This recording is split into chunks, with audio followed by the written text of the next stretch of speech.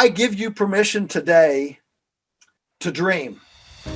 You know, little children have no problem with dreams. They dream, they love fantasy world, they love make-believe, and they don't care how funny they look, how silly they act, or anything like that. The problem is that we try to please our parents, then we try to please the preacher, or the Sunday school teacher, or the school teacher, the principal, we try to please the college professor, we try to please the employer, and as we come into adulthood, we have lost the ability to truly dream. And so what I want to encourage you with today is right now, I give you permission to dream. Doesn't matter how crazy it is, doesn't matter what your family says. Right now, it doesn't even matter what your spouse says. I want you to be willing to just, if time and money were not an issue, what would I do tomorrow? What do I want on my tombstone? What do I want my elegy to say? You just meditate on that a little bit, think about that, because that digs to your soul, that digs to your dreams. And if we're going to actually create a flourishing remnant, it starts with creating a different dream of life, a different dream of interaction with our community and our world.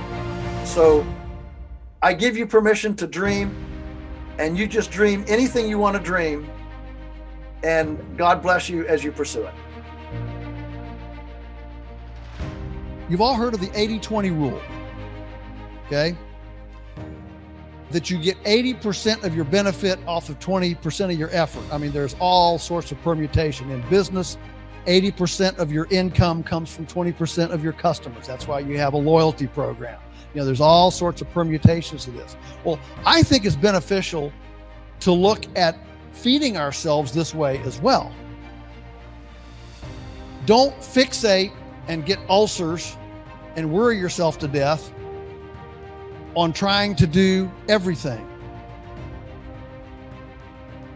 Take what's doable and start there, okay?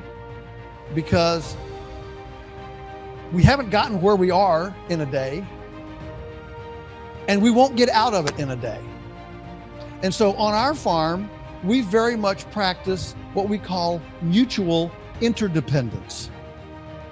And so we buy GMO-free grain from neighbors who enjoy and are really skilled at growing grain on low ground. Our farm tends to be on high ground.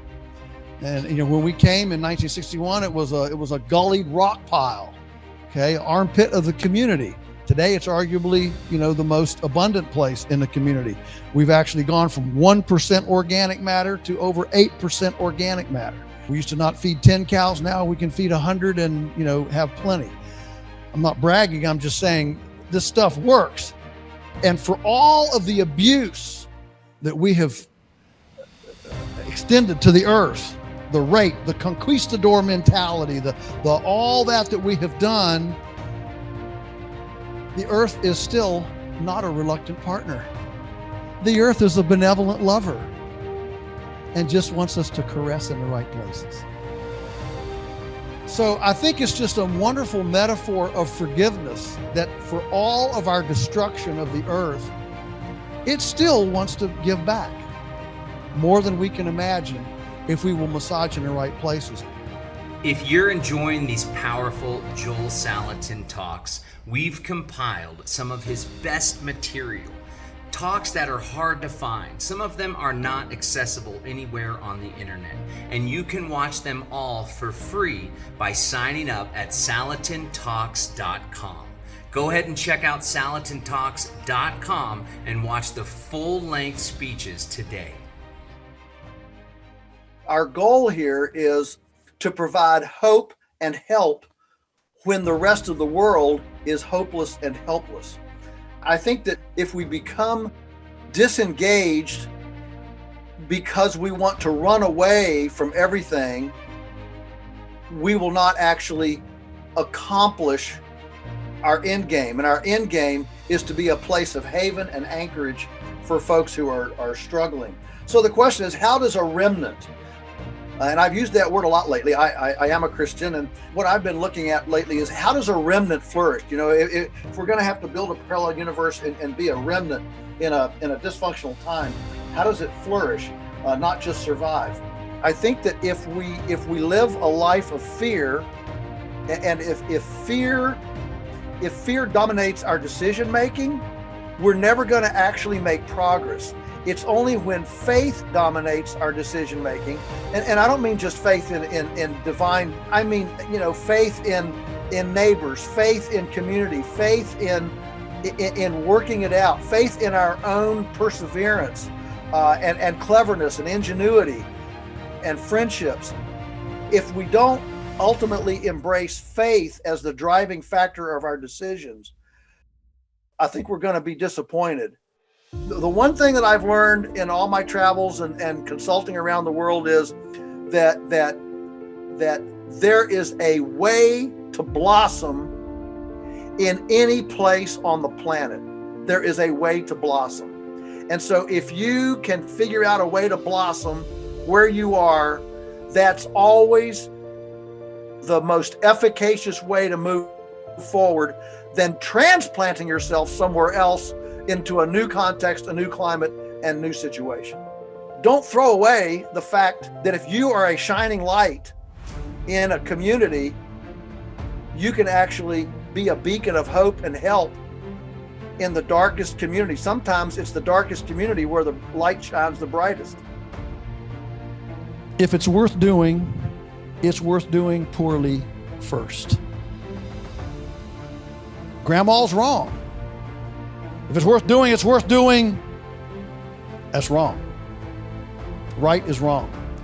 We don't do anything well first. I mean, imagine Thanksgiving party, everybody's around there at the table, and here comes the little latest, Amy Sue, right? She's, like 9 months or 10 months, whatever, and she's crawling around on the floor in her diaper, and the adults are chit-chatting, and little Amy Sue, she comes over, and she gets a hold of a chair leg, and she pulls herself up, she kind of toddles there. Probably her mom sees her first, and says, "Oh, look, Amy Sue, she stood up. This is the first time she stood up." Of course, and all the adults, they're all, looking at Amy Sue. She realizes, I'm center of attention. She gets terrified, loses her grip, and falls down in her diaper. What does everybody say? They all get around Amy Sue and say, "Well, Amy Sue, if you can't walk any better than that, just quit." No. They say, "Okay, here, put your handy up here. Let's try to get you up. Let's do it again. Right? We don't walk well first. We don't talk well first. We don't poop well. Well, I guess we do. We just don't know where to put it. We don't do anything well first. And so I want everybody to promise me when you go home and you're in angst and frustrated about whatever you're trying to do and it doesn't work as well as it works on a YouTube video, that you'll go in the bathroom, look in the mirror, pull your diapers up and say, if it's worth doing poorly first.